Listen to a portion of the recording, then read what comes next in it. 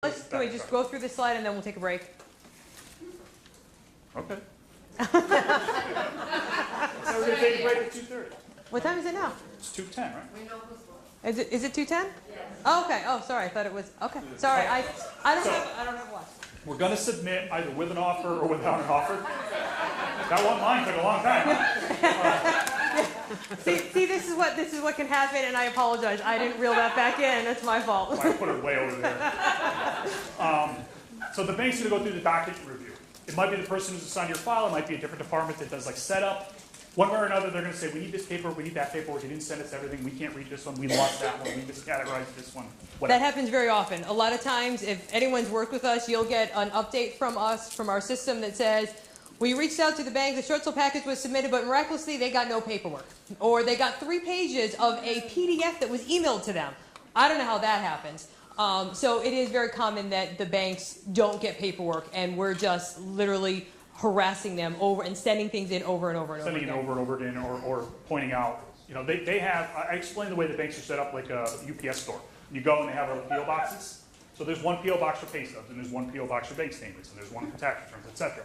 So the person who's in their mail room, fax room, the guy who receives the emails, whatever, takes your package, whether it came in fax or PDF or whatever, and he's like, oh, these pages are the pay stubs and these pages are the bank statements. If they screw up and they keep stuff attached and stick it in the wrong thing, they're just going, well, this box is empty. We're still missing this. So when we send a fax or even an email, it has a cover page that has an index of every page. Every page is numbered. Every page has the loan number and the homeowner's last name at the top. We do this all digitally. And the index says, pay stubs are page 10 through 14. And after that, 15 through whatever is the bank statements. So if they say, well, we got the bank statements and we got the tax returns, but we got the pay stubs, we got the tax returns, but we didn't get the bank statements, which are always in the middle of the way that we do things. We're like, okay, well, can you look at the pay stubs and see if maybe they're still attached? Can you look at the tax returns and see if maybe they're still attached? Because they were in the middle of that freaking PDF that you received. It was one document. So they couldn't have been lost. You got them there somewhere. Rather than having to resend it, it takes them a week to go through processing again. You just lost a week. Now, sometimes they still can't find it because, the monkey ate it or whatever, and we got to resend it. But that's the kind of stuff that you go through in document review. You got to get to a point where they say, we have a completed application, and then it'll move forward. Home retention review is required. I talked about that before. It was always required on FHA. Now, for every type of loan, the bank has to review the homeowner for all home retention options before they can review them for a short sale. This is causing delays. This has caused delays. The banks are getting better. After October of last year and through like the spring, it was a nightmare. It threw everything behind like 6 months. So we've gone through like the worst 6 months we've had in a long time, where files took way longer and closings were way delayed. But a lot of that has kind of gone through. The banks have figured out how to implement this new regulation and try to do it as quickly as possible. But there's a wide variety of how they're doing it. For the most part, they won't allow the homeowner to opt out of it before they do the review. So the homeowner can say, I don't care what you come back with, I don't want it, and I'll give that to you in writing. Doesn't matter. They're like, no, we got to do it. We have to document that we did it, and then you can tell us you don't want it. So then the bank is going to order their value, either BPO or an appraisal. I think I already hammered that one to death. The biggest thing for the listing agent is you want to meet that person there, bring comps, bring a copy of the contract, repair quotes if it's applicable for that particular scenario. If it's a junk property and it's an investor that's buying it, the best thing on the buyer side that they can do is supply you with written contractor estimates to give the bank's BPO agent or appraiser. Much more likely that their value correctly accounts for the repairs that are needed if they have that documentation to back up their adjustments. And they typically will do a poor job of it if they don't have documentation. And when it goes through audit, they have nothing to back up the adjustments that they made if they don't have documentation. So, kind of pro tip there: if you're a buyer working with if your buyer's agent working with a buyer on like a rehab property or whatever, see if they'll get their contractors to give them some quotes in writing for you to supply to the listing agent who's going to meet the BPO agent or the appraiser. Give them a much better chance of your offer getting accepted. So underwriting approval of seller's eligibility. So I said before, like step 1 is do they qualify? Step 2 is what can we accept? So now we're getting into step 1. Do they qualify? A lot of times these two will happen at the same time. They'll be doing the financial review while they're waiting for the value to come back, if they're efficient. A lot of them are not. If they come back and they say, yes, the homeowner's eligible, now they're looking at your contract. Does the contract meet what we can accept? Here's what our value came in at. Our investors' guidelines there, we need a certain net. Except for reverse mortgages, every other type of loan, your bank is looking at the net. So you may have a situation where the net is super low, not because the offer's low, but because there's a bunch of other closing costs included. There's outstanding HOA dues. There's outstanding water and sewer dues. There's a second mortgage that's getting an offer. The buyer's got a closing cost credit. All these things reduce the amount of the sales price that end up left that goes to the bank. That number that's left going to the bank is the number that they're looking at. So contract negotiations, they can come back and they can counter. Majority of the time, if the bank's value is higher than your offer, they are going to counter. Just because they counter doesn't mean your offer is not acceptable, though. Their job is to lose as little money as possible. If their value is higher than your offer, they're going to counter. They'll counter for over $1,000.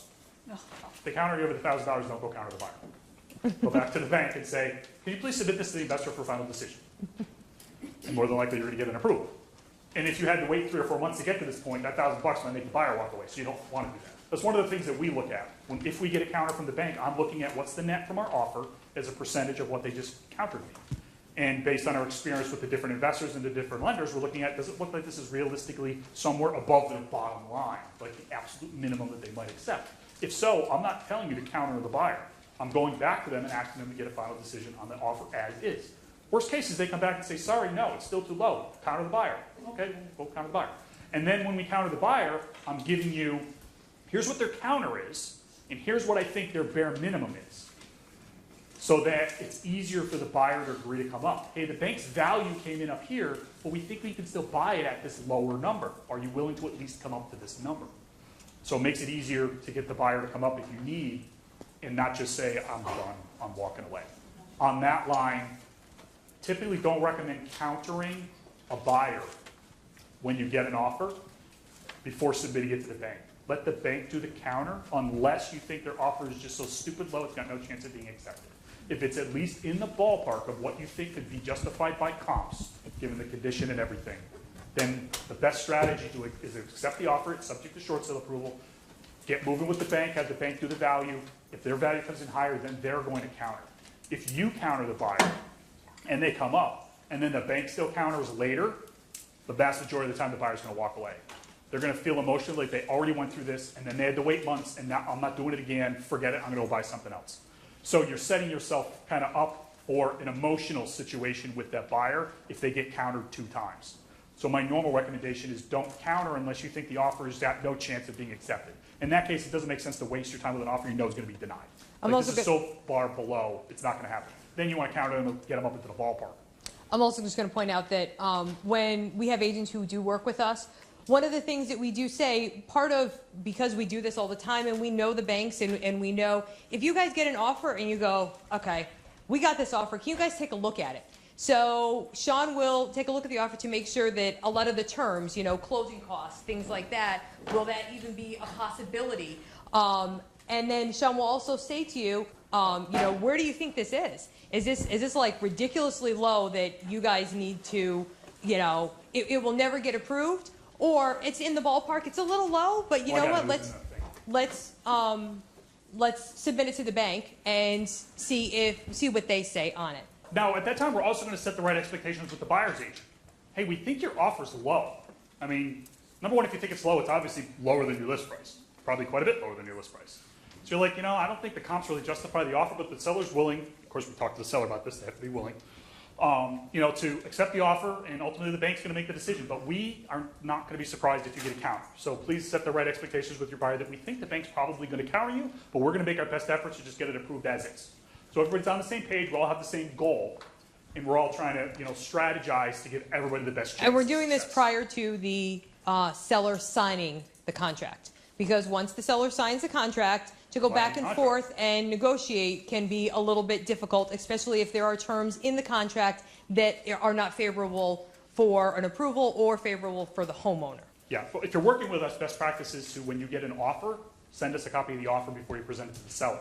We're going to scrub it, that's what we call it. We're going to go through it for all the stuff that the bank nitpicks about and let you know what's wrong with it. And there almost always is something wrong with it. And if there's any terms in it in particular that we know would not be approvable, like there's a Hubbard clause that's never going to fly in a short sale, then we're going to let you know that too. So you have all that information when you're submitting it to the homeowner. Do you always know what the appraised value is or the broker's opinion? No. Not necessarily. It depends on the type of loan. If it's a conventional loan, they're under no obligation to share that with you. Some banks will still share it with you. Bank of America will they send you a copy of it. So it depends on the bank. If it's a government loan, you can they have to. They're supposed the to, number. yeah. The homeowner can request it, even if the bank will say, well, we can't give it to you as a third party, but we'll send it to the homeowner. The homeowner is eligible to receive a copy of that. But on a conventional loan, it's stupid, to be honest with you. The homeowner's paying for it. It gets added to the balance of their loan. If they should don't know get it. approved and it goes to foreclosure, the homeowner paid for that value. But it's the bank's, proprietary information for their making of their decision, so they won't disclose it to you. Which, from their perspective, makes sense. That's their negotiating power. Our guidelines are we can approve this much, of a percentage of what that value came in at. So if you know what the value is, you're not going to bid higher than that. You're not going to give them offer higher than that. But so it depends on the type of loan whether we are able to find out what the value came in. We always are asking for it, and sometimes a lower level person will give it out, not realizing they're not supposed to give it to you.